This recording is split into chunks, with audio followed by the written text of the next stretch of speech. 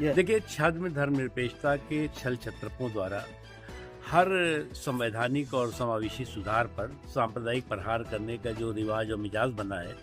उसी का नतीजा है कि एसआईआर को लेकर के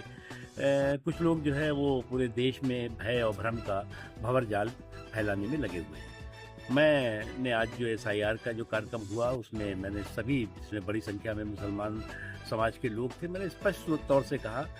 कि किसी भी भारतीय मुसलमान की ना नागरिकता खतरे में है और ना उनका मताधिकार का जो अधिकार है उसका पर किसी तरह का खतरा है। और पूरी तरह से 100% भारतीय मुसलमानों की और भारतीय की नागरिकता भी सुरक्षित है और उनका मताधिकार भी सुरक्षित है। लेकिन अफसोस की बात है कि कुछ लोग लगातार जिस तरह से जो है वो देश के प्रजातांत्रिक मूल्यों मर्यादाओं पर प्रहार करते हैं, हाहाकार के ज़रिए उसको हाईजैक करने की कोशिश करते हैं, उसी में लगे हुए हैं। और इन तमाम चीज़ों के बावजूद अगर आपने देखा कि बिहार में सड़कों पर जो है वो मतदाताओं को हतोत्साहित करने के लिए, डिस्करेज करने के लिए लगातार कांग्रेस पार्टी रही हो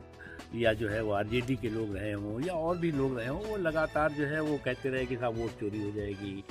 कभी वोट चोरी के जो है वो टशन को जो है वो अपना मिशन बनाने में जो है वो विदेशी मॉडल को लेकर के घूमते रहे।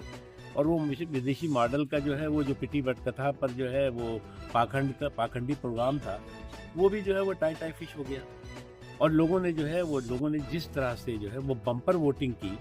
वो जो है वो जनता की जो बम्पर वोटिंग है, वो जनतंत्र की बम्पर विक्ट्री का सबक और संदेश है उन लोगों के लिए जो लोग की लगातार देश में जो है वो लोगों को गुमराह करने में, लोगों को जो है वो भय और भ्रम का भौकाल खड़ा करने में लगे हुए हैं। और ये जो है एसआईआर की जो प्रक्रिया है, वो निरंतर प्रक्रिया है जो चुनाव आयोग समय समय पर मतदाता सूचियों के शुद्धिकरण के लिए करता है।